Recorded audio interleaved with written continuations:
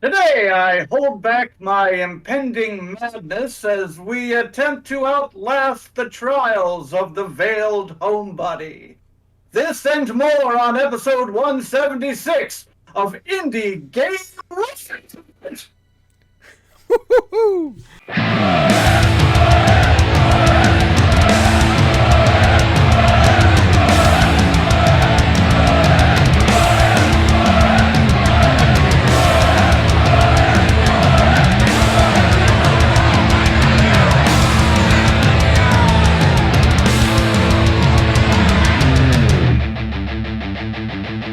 Indie Game Riot!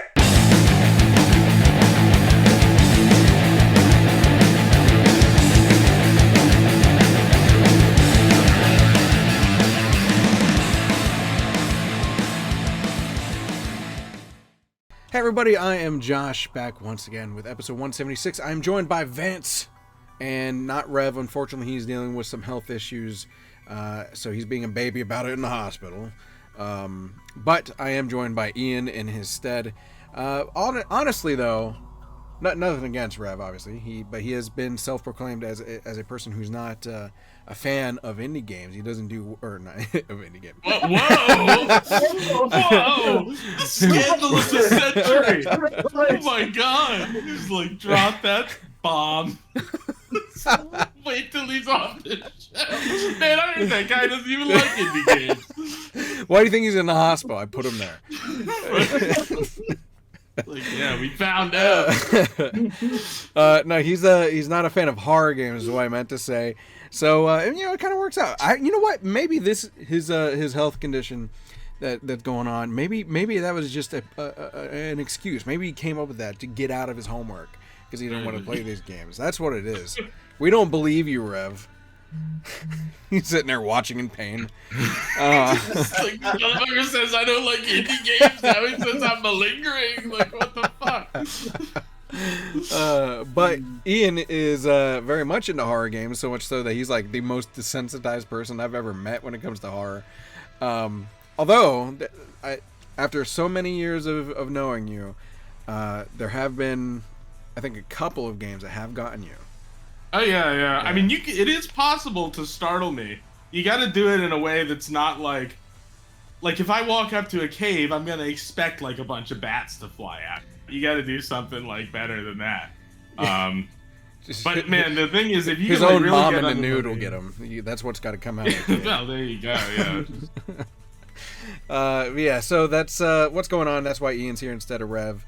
But it is the Halloween edition, IGR Halloween edition 2023. So we've got a lineup of 3 excellent horror games for each segment, and no news this week that we really wanted to cover.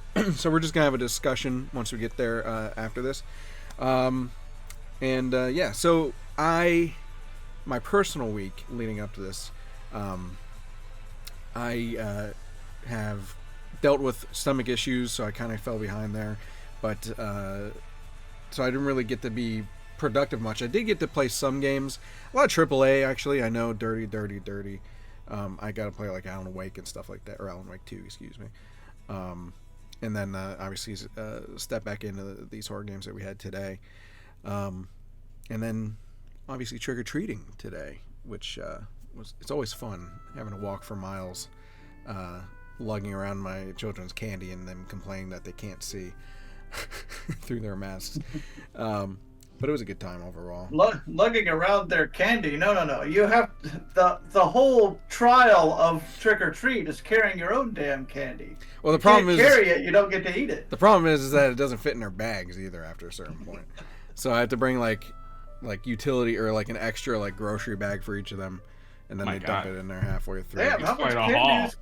Yeah, exactly. Dude, I never got that much candy at Halloween. Yeah, I got it quite a bit, but I used to go around with like a pillowcase, so it was like double the size, and I did haul my own fucking candy, to be fair. I do take my dad tax, so you know, the reason we were a little late today is because I had to stop and check their candy, because obviously you're gonna want a little bit. Before it gets too late. Take out the Reese's peanut butter cups and. My kids they got some king size ones, man. My daughter got a king size Reese's. I was like, shit. But I did take a little bit, and that's one of the perks. Do you guys do anything for Halloween?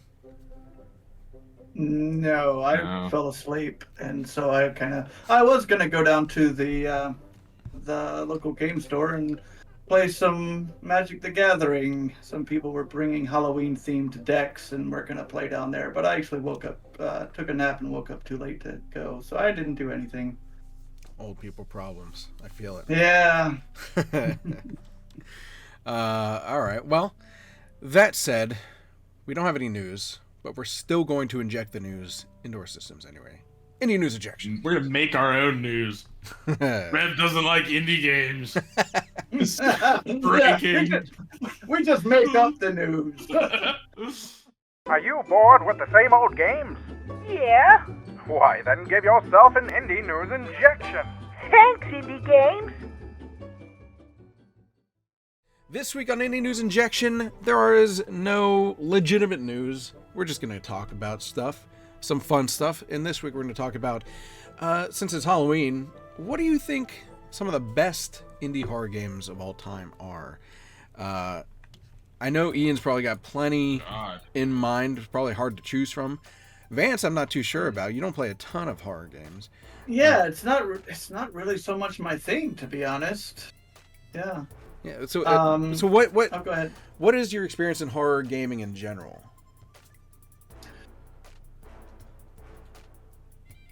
I'm not a huge fan of the traditional sort of horror games. The ones that are like, first person. I know you hate first person, yeah.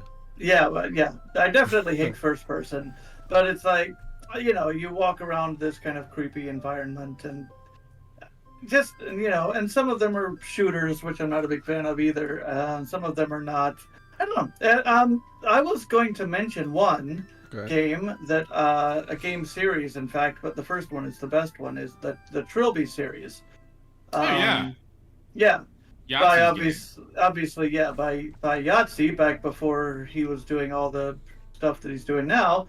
He made that series of Trilby games. The first one is Five Nights a Stranger, and it's just a masterfully crafted horror game because it captures the real tension and fear and mystery of horror rather than just, here's a bunch of horrific things, blood and pentagrams and things. Just didn't go with the cliche, which is what you're. Yeah, so it was more just like the horror of isolation and slowly discovering sort of horrible things and the lack of knowledge about your situation.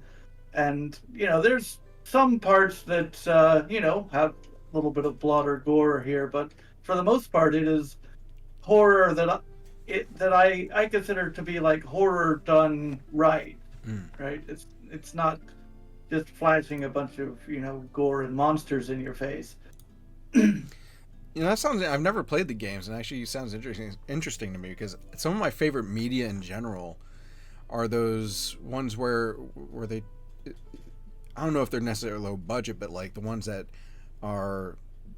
Some of them are just like in a room for the entire movie type of situation, or in just one enclosed area, and that isolation where you have no contact with anyone on the outside is really terrifying to me. And those are some of my favorites, so maybe I'll go check that out sometime soon. Oh, you should. It's a very good series, and the first one I think is the best one, but there are quite a few after that.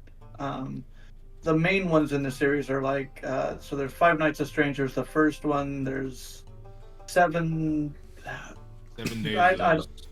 7 Maids of Yeah, a Skeptic? Skeptic? The There's Skeptic is the third one. Somewhere. Yeah, the third one is something. 6 Days of Sacrifice. Skeptic is the third one, I think. Yeah, those are like the main 3, and then there's some spin-off stuff. But anyway, at least the main 3 are very worth playing, especially the first one. I wonder if you would like Darkwood, though. I don't know. You should check that out. I mean, it's a difficult game, but I feel like that would be kind of more in your comfort zone as far as just general gaming goes with point and click adventure. It's not necessarily a point and click, but it's definitely it's top down.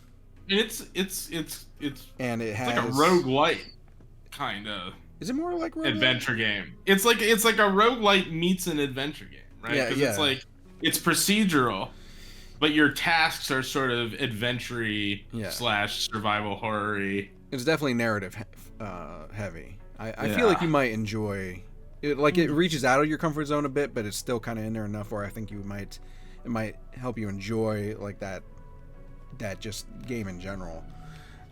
So that's my suggestion to you, since you gave me one, I think. Yeah. I've liked horror movies in the past, especially like really low budget ones, like The Video Dead and Cannibal Corpse and shit like that. Right.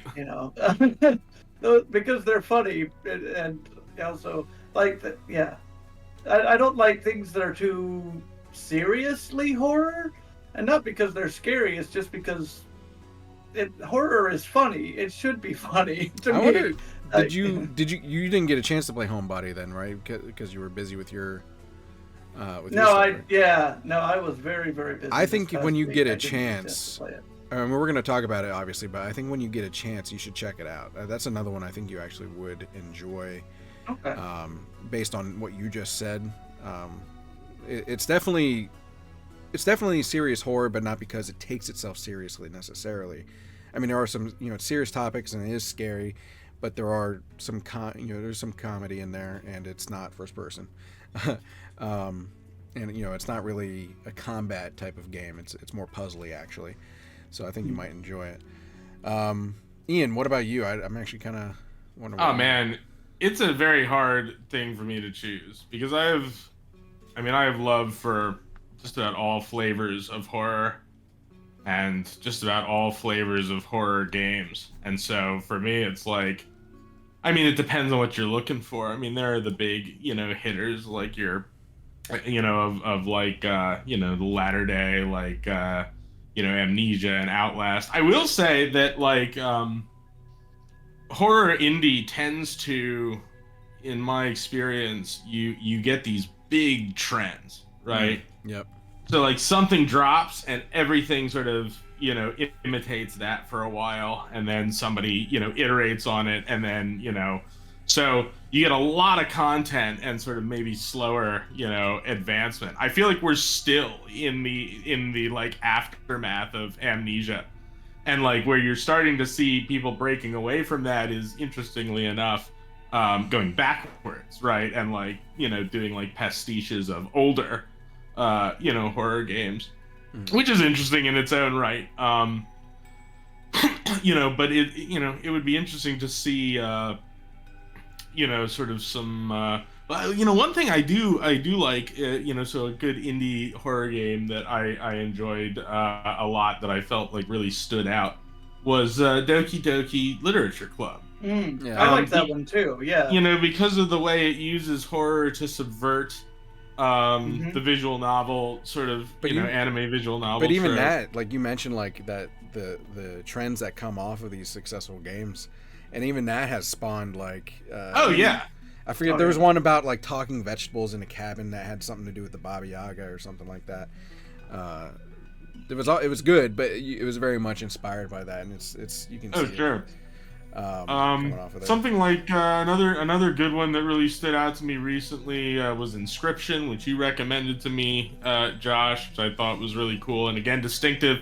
It's a card game, and I don't tend to like card games, but I liked the way it was presented. It was very easy and accessible, and the experience, like, the whole was greater than the sum of the card game, I guess, for me. So that's like good one. Another like interesting and unique one I played relatively recently was called Duskers, which is sort of a roguelike about you're like salvaging spaceships at the end of the universe. I think we covered that one a long time ago, if I'm not mistaken.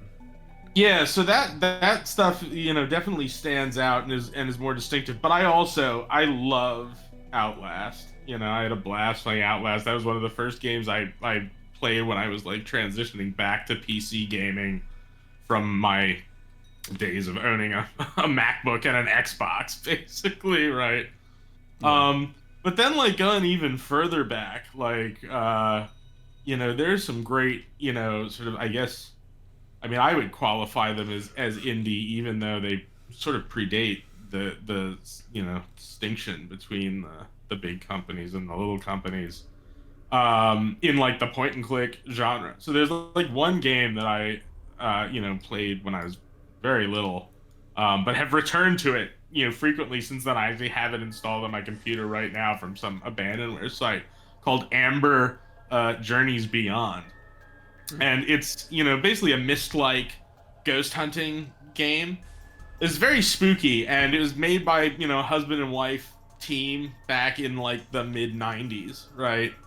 So that's, a good one from back in the day. I mean, man, the truth is, I mean, I could fucking rattle them off forever. I mean, there's so many good indie horror games. And Cry of Fear, that's one that everybody often mentions and is super fucking cool. And then there's the whole, like... Well, I was going to say Cry of Fear kind of is unique from a bunch of other ones for a long time, just because it wasn't a mod at first. It was a Half-Life 2 mod, I'm pretty sure. Yeah, Half-Life 2 mod, and it kind of was like a free, janky... I don't know, like it was just... It really feels like that started off where things like the original Slender Man came out of, and stuff like SCP started spawning off of. Obviously, those things spawned off of like urban legend stuff from websites, like SCP Foundation, Creepypasta, stuff like that. But the idea of combining that with that free, like, just throw it out there type of game, I feel like that's where that came from, that Cry of Fear, because I can't think of anything before that kind of had that just like low budget feel, but they knew how to handle what they were trying to do. They threw everything they had at it, based on their resources. Yeah, I mean, as far as being like something spawned sort of purely out of the modding community, like, it is certainly notable in that regard. Even something like, Penumbra. I mean, Frictional was, it was a tiny studio, but it was still a proper studio with like a business manager and shit like that. Whereas, as far as I know, Cry of Fear, they may have, gotten more organized later on. I'm not sure, but, for the most part, I don't purely think so, spawned out of the modding scene. Yeah, I don't believe so either. I think it's always been just a product of the modding scene. Yeah. But yeah, man. I mean, shit. What a hard question to answer. I mean, you could go off in a million different directions. Yeah, because I mean, some of my favorite games, some of my favorite indie horror games are really like, I love haunted houses, like ghost story type stuff. So we covered Visage a while back, and then I ended up playing a little bit with you guys. Casey, back in what was that, like last year, I think. Yeah. So those types of games were kind of really tickle my fancy, but I think as far as like greatest of all time, because you're talking about like the games that started trends, and you can kind of break them up into eras almost, like, and I have it on the picture over that way. So like Amnesia was some of the earliest as far as indie gaming goes that I can think of personally. I know there were some before, but like as far as like when indie gaming was separated. Well, there's before Amnesia and then there's after Amnesia, right. Really. Like, I mean, it really was such a staple, such a pillar. And I think what it is that Amnesia was the first one to take advantage of YouTube virility. So like, because like I remember specifically like Amnesia came out and they took so much advantage of like of Let's Players playing their game and freaking out like, this is the scariest game of all time, and then they would have these trailers of people like losing their minds playing this game. I remember that very vividly. So I think that's really where that cutoff is for previous indie games, pre Amnesia, and obviously they had Penumbra and stuff like that, but pre Amnesia and post Amnesia, and then you can kind of break it up from there, and then like things like Slender Man came out, SCP Foundation, where people were making these free and some eventually not free ones. Like I think they made I think Slender Man: The Arrival was like the nicer, like more. That was the sequel, right? It was like the more polished one that actually cost money. Yeah. And that spawned a ton of shit like from other creepypastas and things like that, and other SCP stories. And then there's like FNAF, which everyone knows FNAF, Five Nights at Freddy's, and everything that spawned off of that. And really, that. I mean, obviously, there's a lot of things that came from that as far as like mascot horror goes. Right now, Poppy Playtime is a big one. I think is probably one of the biggest ones, if not the biggest one. Garden of Banban popped off of that, but that was like the first one. I don't even know you've mentioned Poppy's Playtime before, but I think I know. It's got like the sort of like Muppet looking creature, right? That's one of the Huggy Wuggy. It's like a blue toothy, like lanky thing. Yeah. I didn't realize that was so big, but it is very big right now. And honestly, it's not a bad game. I enjoy it, and there is lore. It's a little bit baity, I think for theory conversation, but it's not bad. The biggest thing is like I remember a while ago they started trying to do like they were basically locking lore behind purchasing NFTs and things like that, which obviously did not go well. PR wise, but yeah, so like FNAF not only spawned the mascot horror genre, but they also really created the fan game explosion, right? So many fan games came off of that, and to their credit, that was like one thing that Scott Cawthon was like, no, we gotta, because everyone's always worried about protecting their IP and stuff like that, but he made a point that he wanted the community to be able to make these fan games and make them well. Like he was very supportive of that, of the community making that, and it's kind of helped, I think, aspiring horror game devs to really start to hone their craft, because there's some quality stuff that came out of it, and people getting started even if it wasn't quality. It's just cool to see that. Allow the industry to grow. So even if you're not fans of those games, you can't really deny the fact their effect on the industry, and in which case, based on that, you can consider some of the greatest of all times just because of their impact, is what I'm getting at. Any other games you guys want to like mention honorably? Oh, I mean, man, indie horror. I'll call out Anatomy by Kitty Horror Show. That's a fantastic haunted house game. You really like, I would consider it horror, but I can't think of the name. The really hard one where you're like timed. What the hell? The Void, Pathologic. Pathologic. Yeah, well, this is actually an interesting point that ties into something that sort of sticks in my craw, because I hear your lament, Vance, about like there's like very much a main line of horror where it all really looks the same, right? Mm-hmm. Right now, I mean, it's just what you said. It's like first person, creepy environment, blah blah blah, whatever. It's all like Amnesia and PT inspired, whatever. But this is like an issue that I see in horror across the board, in movies, whatever. You have you have that main line, and then, when you start to get like deviation, everybody's like, oh, it's not really horror. It's not really horror. And man, it just keeps the definition so narrow, right? Mm-hmm. And so something like Pathologic is like a really interesting example. I would classify that as a horror game, insofar as it, makes me focuses. Yeah, well, it focuses on, first of all, it engages with, like, what I would call, like, maybe depressive themes, right? Nihilistic themes. And it does so, through an exploration of, like, terrible things that can happen to a human body, right?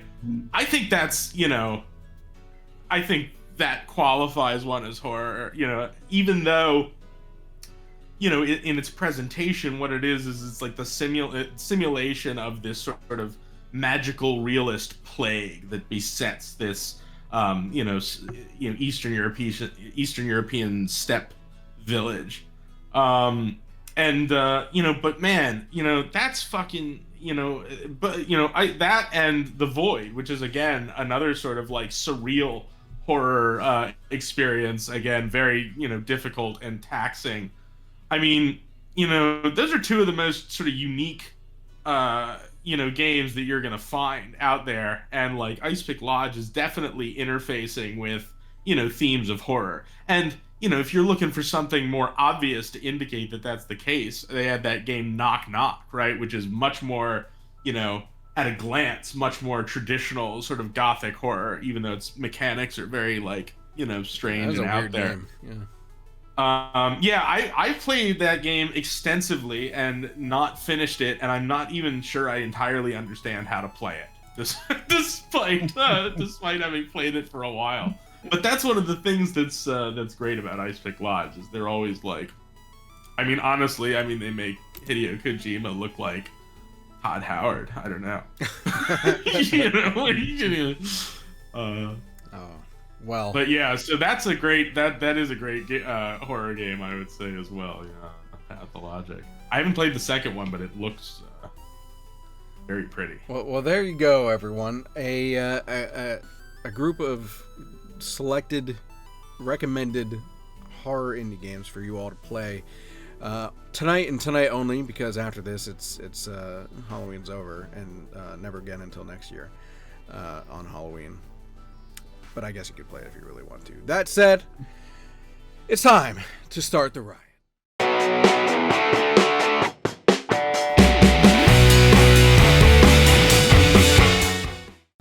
This week on Starting the Riot, we are talking about a game called Homebody. Homebody is developed by Game Grumps, of all people, so obviously a successful YouTube channel who has, I guess, created their own game development division. They previously made another game called Dream Daddy, which is like a dating sim where you get to date the daddy of your dreams. I have actually played that, by the way, but that's neither here nor there. Let's discuss that after hours. Yeah. That's NSFW idea. You just sneak away when your wife is asleep. I have my favorite daddy, just so everyone knows. Don't we all? It's me. So anyway, Homebody is the most recent game from them, and I'm trying to pull up the fucking information I can talk about here. So essentially, it pays homage to slasher films of the 80s, but it doesn't take itself so seriously. There's a lot of puzzles throughout the game. There's a lot of, I would say there's a lot of social and emotional commentary throughout this with the main character that you're playing as. A lot of social anxiety, I think, involved, and the person who is very not introspective is not the right word. Who's not a people person, obviously. Introverted. Thank you. Comes to this get together at this house and is subsequently murdered. It's almost like a roguelike, I would say, in a way too, because it's in a time loop as you're playing this. So you get murdered, you start over, and got to try it again. And the game never ever pauses. So if you're playing a puzzle trying to further yourself in the story, you could just get straight up murdered while you're on the computer playing whatever puzzle game it's got going on. And you have to be cognizant of that and pay attention to the noises around you and keep checking outside of the game and everything like that. On top of that too, you're working with your there's like dialogue trees where you're talking to these people and try to kind of work in your social dynamic with the group of friends. There's a history between you and some of the other friends in the group that you kind of work your way through. Just overall, really interesting mechanics mixed with the puzzling and just... Oh, it's got tank controls too, so I should warn you about that. Which, obviously takes inspiration from the old school horror games of what, the 90s, I guess. So be aware of that. It is a difficult game, I would say. Currently, it is on sale for... Looks like it's mandatory tank controls. I think there might be options to change it. I think the tank controls though do lend themselves to the horror of the game, to try and get away from the killer from room to room and everything like that. There's no like loading screen transitions, but the camera angles are definitely odd and purposefully so to make it uncomfortable. One thing to mention, because everything that happens in the game, like the people that you're with, they can get murdered as well, so that would like end anything you had going on with them, obviously. And you kind of sometimes have to watch that. You hide in a closet, for instance, and you're looking through the slats in the closet, and that person could just be like walking around completely unaware, if you haven't told them yet or make them aware. And just the killer comes up behind them and stabs the shit out of them in front of you. That's the sort of things that can happen. So you have to figure out basically the right turn of events, solve the puzzles throughout the game without getting killed, to make your way and try and save yourself and your friends, hopefully. So anything can happen at any time in that game based on your actions and the timing of everything. And it is a stressful game. I will say that. Is it one of these games where like the goal is that you're working towards like a perfect run, like Deathloop, sort of? I think so, but I don't think that's mandatory necessarily. But I think that's like the ultimate goal. Like obviously you want to save your friends, unless you just really hate that bitch Becky. Or I don't know if there's a Becky in there actually, but you know what I mean. Like you're mostly trying to save yourself, but obviously you're trying to save as many people as you can throughout the game. And you're just working over and over until you get to that point. Like I said, it is on sale right now for another couple days as of our recording session. 51% off actually, which is really a steal. $9.79. Normally it's $19.99. So if you're gonna get it, this is the time. Because it wasn't that long ago it came out. It's only been it came out in June, so it's only been less than 6 months that's been out. Highly recommend that. Yeah. Any other questions for Homebody? It sounds very interesting. It's looking at the screenshots.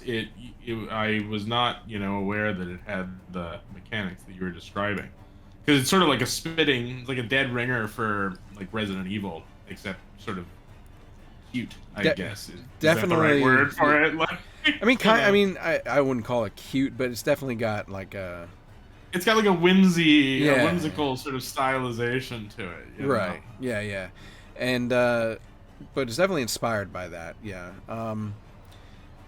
Just to kind of, so like, and give you an idea, it's like one of the very first puzzles that you come across. It's not even a puzzle, but you're playing Minesweeper on a computer, basically. And, I think at that point you probably aren't even aware that there's a killer in the house, and I'm not gonna spoil story points either as far as like why or how or whatever, but at that point you're not aware, and all of a sudden you'll just like hear creaking around you, and if you take a peek, you never know.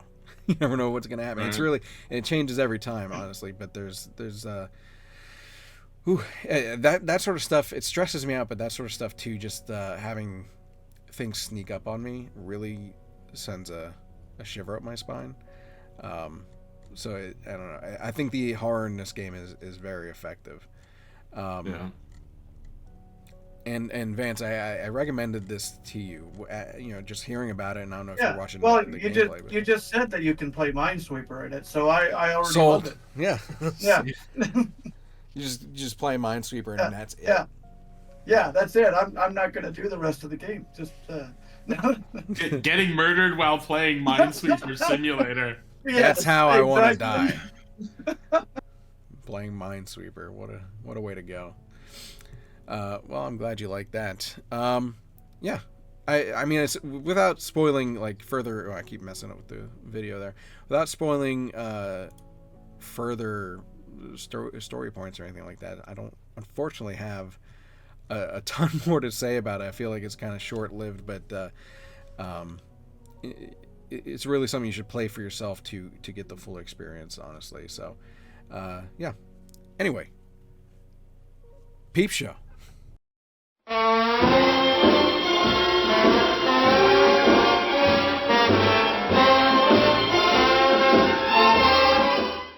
This week on Peep Show, I should have come up with a better transition than the last one. Ian, in between segments, had come up with a much better transition for Peep Show, and I want to point that out. I want to recognize you. He said, speaking of peeking through the slats in the closet, it's time That you're for Peep hiding Show. in. That you're hiding in. It's time for Peep Show. And he did it so much better. So kudos to you. You get a raise. I feel so seen. I feel so excellent. A whole 25% raise. Yeah, 25% of $0 is zero. Well, anyway, another game that you can peep through slats in is the Outlast Trials, which is what we're doing on Peep Show this week. So the Outlast Trials, and I'm sorry, Vance, I know you said if you're rich, then you're not indie, according to your opinion. That's just your opinion, man. Is Red Barrels, because Red Barrels is at this point... Hometown heroes, man. Yeah. Montreal. Native Canadian there. Yeah. God damn it. All right. But yeah, so Outlast Trials from Red Barrels of Outlast fame. Outlast 1 and 2. This is their third installment within the Outlast series, although it does not have to do... I mean, it's still part of the... The Murkoff story. Thank you, the Murkoff story. Yeah. It is not like a reporter looking into it or whatever. That it's not a first-person, single-player, linear narrative. This is a multiplayer survival game where you are basically someone who was, I believe, tricked into joining. You're like a homeless person who was like basically coerced into evil experimentation by the Murkoff corporate. So they throw you into this facility, and you get your own little room where you can as you play the games, you can level up and get these in-game currencies to get the various outfits and decorate your room.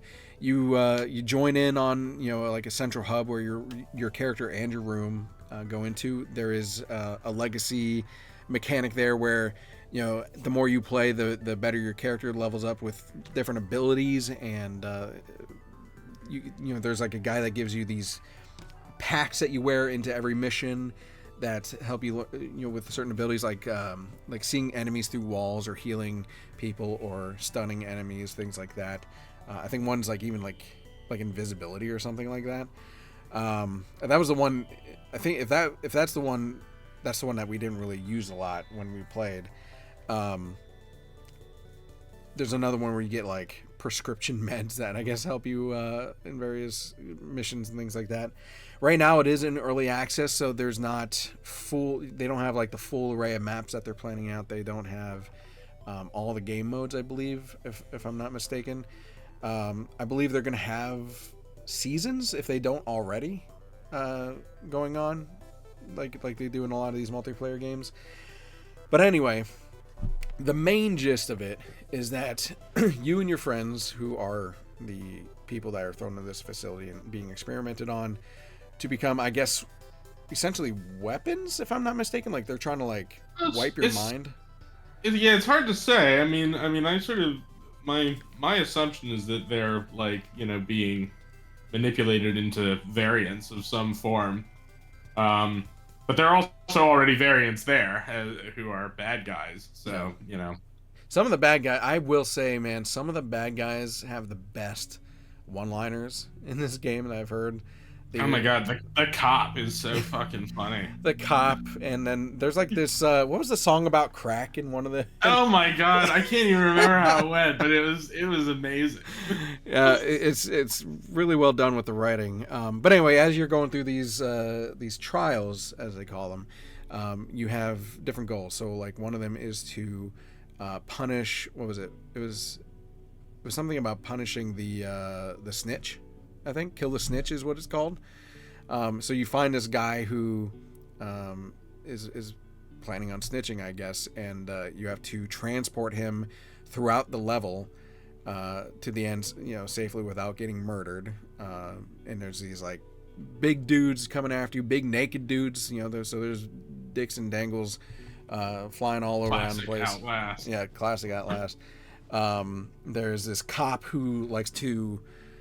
He has like some like weird electrocuting people's assholes fetish. I don't know. That's his punishment. There's a what do you call the gas man?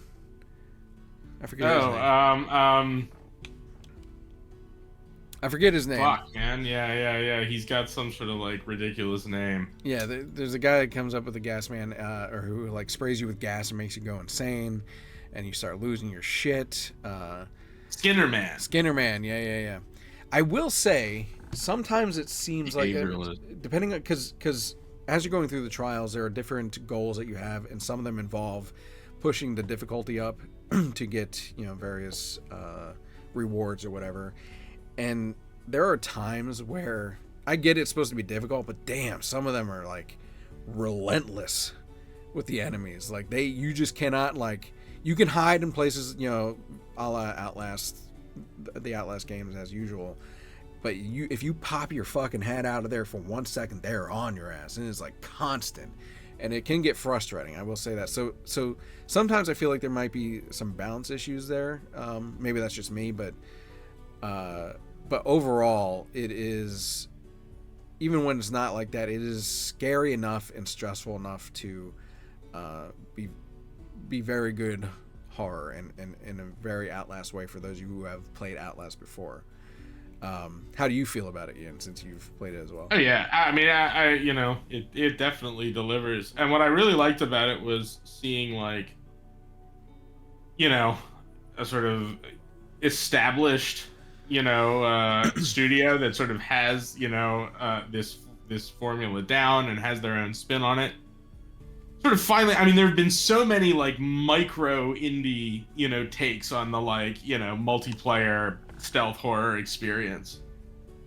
It was really nice to see, Red Barrels come in and just do like a really, highly polished, professional variation on that. And if you like Outlast, I mean, you're gonna like the Outlast Trials, I think. Unless you're like literally allergic to, multiplayer gaming.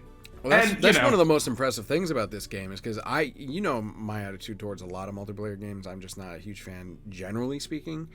But they took a very good horror format and put it into multiplayer, and I was very cautious when I heard about that. But I was optimistic about it because of Red Barrel's track record, and they really did a good job. I mean, like, even with the multiplayer pitfalls that tend to happen, like I said, the in-game currency and all that stuff, it's nothing really feels forced to me as far as making you progress in a way that would require you to pay or require you to grind more than necessary. Like the trials themselves are actually really long. We're talking like 2+ hours, it seems like, to complete them.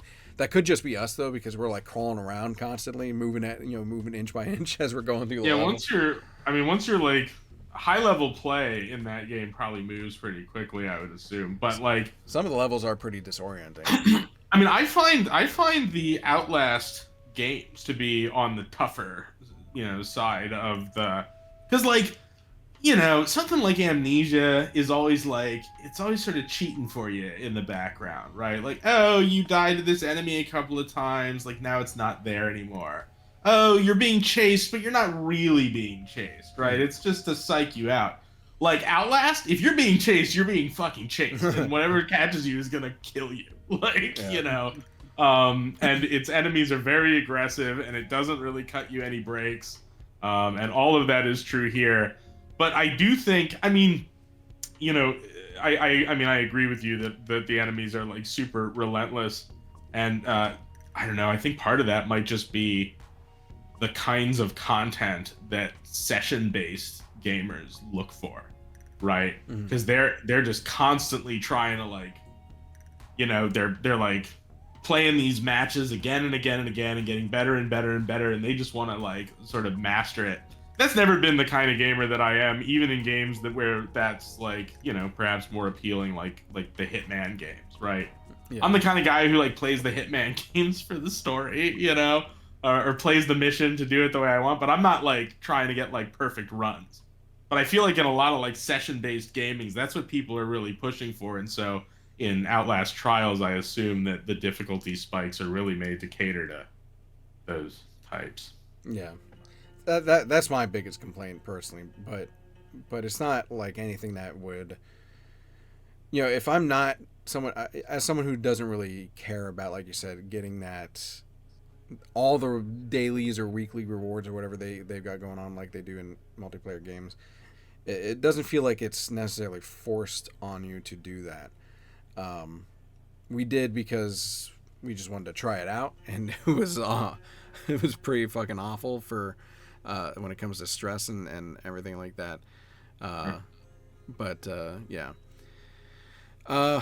And the other thing I wanted to mention too was one of the very first times that we played it, we didn't know that this was a thing, but the fake players that come out, the game will send out these players that have similar but not identical usernames over their heads. So you could walk up to this guy thinking it's like one of your friends that you're playing with, but it's just a letter off, so you might not notice it, and they will just shank the shit out of you right then and there, and it's scary because you're not expecting it, and then they're actually kind of hard to get away from, to be honest. It's a pretty brilliant fucking mechanic, I think, honestly. It's kind of funny sometimes too. Just like one of our friends named Whizfish, who has a YouTube channel as well. So if you heard of him, but he, a lot of times his name will come out Jizzfish or something like that. I don't know.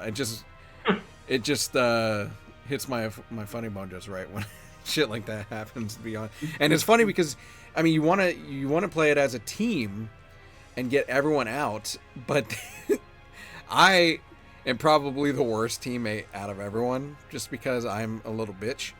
And so when my life is on the line in this game and there is one hiding spot, my ass would be like, mine. He'll get there like we'll see it, we'll both go, oh shit, it's like the Skinner Man or whatever, and I'll turn around, this dude's already in the fucking trash can. Yeah. He's got nowhere to go, so he's just fucked. It pisses them off sometimes, I think, but I think it's funny.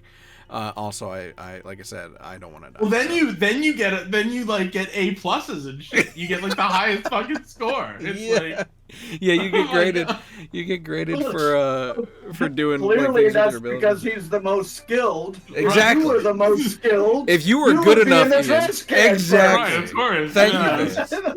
Thank you, Vance. That's the real test. Like, you should be doing what I do, and actually, he's done it to me too. Just because fuck me for doing that before, which is fair enough. Oh man, some of the mechanics too. They like it forces you, so you're trying to be quiet. As I'm watching the gameplay, it's just reminding me of stuff too. It's such a good game. But you're trying to be quiet this whole time, but the mechanics and things that you have to do in the game to progress, like, force you to make noise and to do things that are going to attract attention to you, so you're going to get fucked. Like bashing through doors, or having to like set off certain alarms or noises and things like that. The enemies themselves, especially like the main ones, are pretty fucking terrifying. Like Mama, that's her name, right? Mama. Yeah. She's awful. Just straight up awful. Yeah. So I highly recommend it. Do you have any questions before I just give out some information about this game, Vance, or anything else to say, Ian? Great. No one can see you shake your head. That's I said no, I'm good. I didn't hear you, but Vance over there shaking his head. No, Red Barrels is the developer, currently early access. Let me see if they have any kind of price will not change. Price is not going to change during early access, but they will increase it for the full version. So get in on it now, because it's not.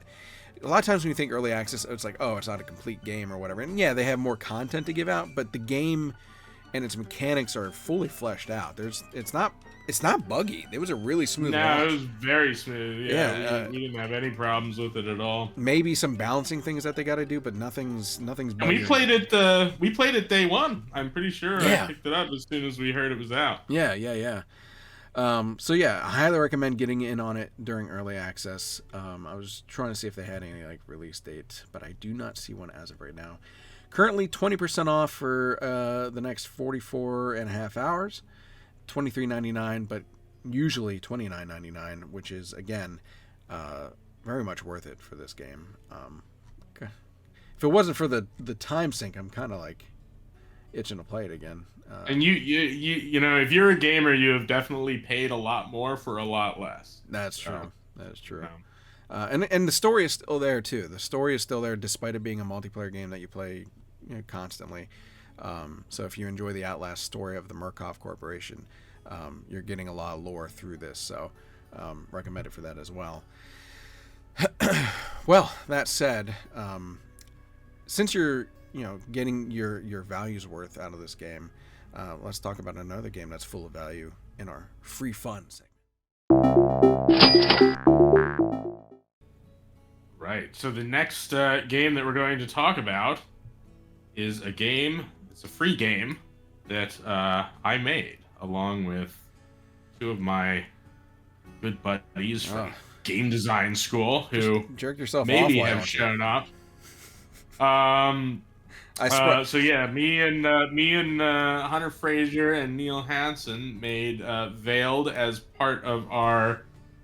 So basically, in the game design school that I went to, the entire curriculum was basically focused around generating shit for your portfolio, right? So that you can get a job. And they would give us sort of bi-weekly jams, basically, to, and they would overlap, right? So you'd start a 2-week jam, and then the next week you'd start another 2-week jam. So you'd have 1 week of overlap on each one. And, it was pretty brutal. And each one had a different theme. And you were always teamed up with different people, right? So it was pretty wild.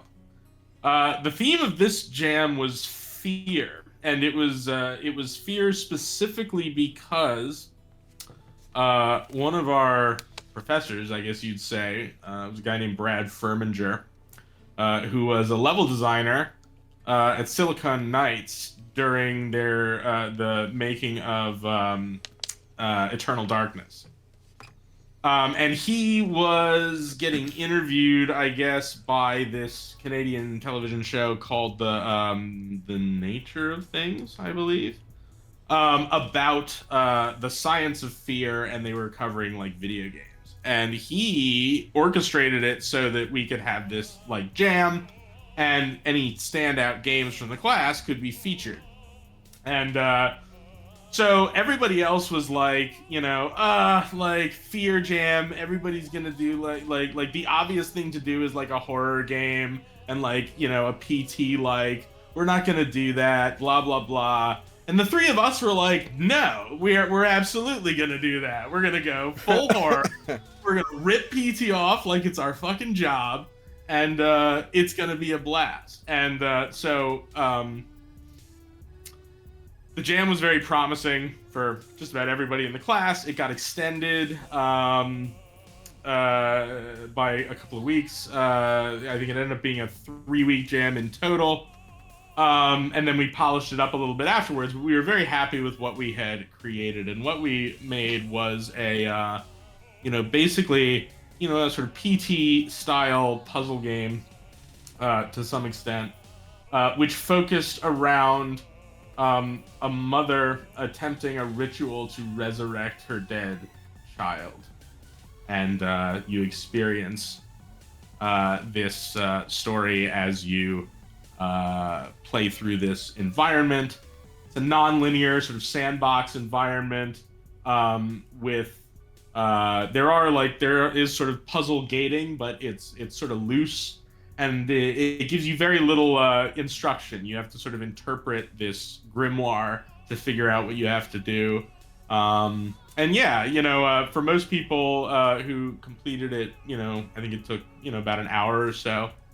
It was pretty challenging though. So like immediately after we launched it, we were working on school shit and stuff, and we were getting inundated with streamers asking us how to solve puzzles, and we weren't gonna make a walkthrough, but finally we caved. We were like, we don't have time to answer all of these messages. Like we're just gonna make a fucking walkthrough. So yeah, but anyway, it's a brief game, compact, but really pleased with how it turned out. It's weird. It's weird that you had so many, because you mentioned that to me before, like how people were having trouble with the puzzles or whatever. And I'm not stupid, but I'm not like the best puzzle gamer. You know what I mean? And I don't remember having like a huge issue progressing through that. Well, people are stupid. You're all fucking idiots. That is the first thing you always realize as soon as you put any semblance of a puzzle into a game. People are stupid. We were even as simple as it is. I remember when we were making Tether, right? A fairly public representative of a reasonably large independent publisher who I will not name here. Couldn't figure out that you had to use the key card on the locked door. I'm just, he was in the first room, like, couldn't figure that out, was like messaging us. So, if that guy couldn't figure that out, imagine what you're like. And that's when you get games where they add voice lines for the, it's like, maybe I should unlock the door with this key card. Right. Yeah.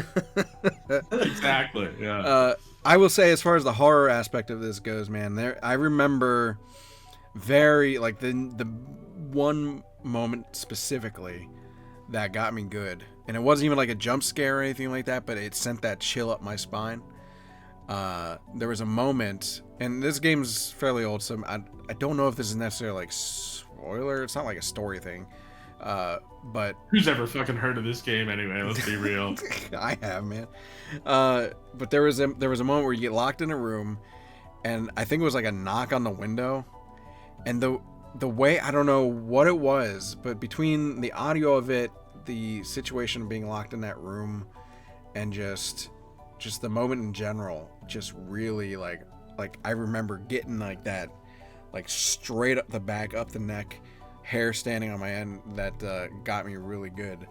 I really enjoyed this game. Like I mentioned earlier, before the show, like, this is out of the three the three completed games, I believe it's only been 3 that you've made so far, right? That you've been involved with. I can't even remember anymore. Because it's something like that. You made Walk in the Woods, you made Veiled, and then Deep Dark Woods, Veiled, Deep Dark Woods, Immaculate Drag. Yeah. I did Devoid as well back in the day. Yeah. So 4. But this fourth indie game. So Immaculate Drag wasn't a horror game, so take that out of the group. But out of the horror games that you've been involved with, this is definitely the creepiest one to me personally, and my favorite one. Yeah, I don't know. You did a really good job with the environment and the audio and everything like that. It just really hit me good. So we were talking about this a little bit the other day. I mean, there are a couple of tricks that we use. Incidentally, we did the this was sort of a minute ago. we were actually working on this. I think it wasn't long after Paratopic came out. So it was very early in the like lo-fi graphics way. And that was like one thing like we really really meticulously tried to get this sort of uncanny lo-fi thing going on. But then the other big thing that really helped with the sense of unease, and this is what you and I were talking about the other day, Josh, is the low frequency rumble. Oh yeah. That goes through the entire game, right? If you're like playing it with good speakers or good headphones, like there's this constant sub bass drone that really is quite unnerving. Yeah, I remember. Because I was using even like, because now my good headphones are in my booth, but when I played this, I had my good headphones like out here. I was using like Bear Dynamic headphones too, and the bass was like, whoa, like right there, constantly, and that's it's very stress-inducing, but I really enjoy Other cool things that we whipped up for this, like there's a dynamic ghost. This is actually a ghost that wanders around, and it whispers, so you can hear it when it gets close to you. I don't think you told that to me. Yeah, and it can interact with the environment in interesting ways, like it can open and close doors, and it can trigger events, turn lights on and off. Like I remember that, but I didn't realize it was like just dynamic. I didn't. Yeah, it's all dynamic. We really wanted to do that, and then there are the scripted scares as well. For something that we threw together in 3 weeks, using the famous HQ residential house, asset set from the Unity and Unreal asset stores. I think I'm very proud of it. Well done. I know you don't like first person, Vance, and that pentagrams are like lame or whatever. But I still recommend it. I think it's worth an hour of your time. Yeah. No, I started it. And yeah, I found the grimoire, and the puzzles looked interesting. They looked like something that I would like to try to solve. Unfortunately, I did just start feeling sick playing it because of the first-person aspect. Don't pull the Rev now. The mouse, Well, the mouse okay. sensitivity is also it doesn't have any smoothing on the mouse sensitivity, which No, it's very no frills. For Yeah, sure. yeah. There's no accessibility, no quality of life increases settings. the motion sickness. Oh yeah. Compounds it as well. So I got sick even faster than like usual playing. So, but it did look interesting, and I did find that grimoire with the descriptions of the puzzles. And I like puzzles, right? I like adventure games and things to figure out and think about and solve. And those looked like interesting things that I wanted to tackle. I was not physically able to continue playing it. I enjoy your Photoshop cutout of the cell phone. Right, too. you like that? Like the old The Nokia. Nokia. But yeah, no, I definitely, it's funny. I'd have to look and see if I even still have access to the source for this game, because it wouldn't be a bad idea to update it with some of those quality of life. I was gonna say, it's probably not too hard, right? No, like things like mouse sensitivity and stuff, like that's easy. We just weren't thinking about it at the time. Yeah, we were just moving so fast. And I'll be honest, I mean, I really didn't start thinking about that stuff until I was like, okay, this game's gonna be on Steam. Like, people are gonna be looking for certain like quality of life settings, and I just need to like nut up and take the time and make them. Yeah. So you live and you learn. Well, That's man. actually the most revelatory thing about releasing a commercial indie game for me was like, it's like moving out of an apartment, right? You get all the big stuff out of the way, and then there's just like infinite tiny little shit like crammed into every fucking corner that you have to account for. So I mean, an hour's worth of your time, free on itch.io, though. As always, recommend paying if you can. Support the devs. Although I don't know. Again, if you don't have access to that, I don't know if you have access to that money. If I have. Oh no! I have access. I have access to the build and everything on itch and the account and everything. Oh. It's the source that is questionable. I'd have to see. Gotcha. It probably is on GitHub. I have to check my account and sift through all of my miscellaneous projects. There you go. Well, thank you for making amazing games, Ian, and thank you for coming on the show to talk about it. Like it's easy. It's easy making amazing games. You know, you just close your eyes and push really hard, and out they come. I just can't help myself. He just literally described shitting them out. No. But yeah, thank you for that. Veiled on itch.io. Thank you. And that is the end of IGR Halloween Edition 2023, the end of the episode. Thank you for showing up, those of you who are here in the live chat. We are here, for those who are listening edited version, if you want to join us for the live recording session, we are here on twitch.tv/JoshNya every Tuesday, 9 p.m. Eastern Time. You can also support us by... obviously following on there, subscribing on YouTube, following on Spotify, and all that sort of stuff. But if you want to support us financially, we do have Twitch subscriptions active. You can do that there. We have a Patreon. You can buy the merchandise that we have linked below, all that sort of stuff. Really appreciate it. Some other ways that you can help us is to email us some tips for like news stories or games that we should check out. If you're a developer yourself, you're welcome to send us information about your game, or you can send us a code, although disclaimer that it's not a guarantee that we will, so if you do send codes, just be aware of that. But it is always appreciated to get those tips. You can send all that stuff to contact@indiegameriot.net. We're on Twitter as well at Indie Game Riot. You'll find us there if you want to chat. And of course on Discord, which the join link is again below. Well, do you guys have anything else to say today? No, thanks everybody for watching. All right. Well, happy Halloween, you motherfuckers. See you next week.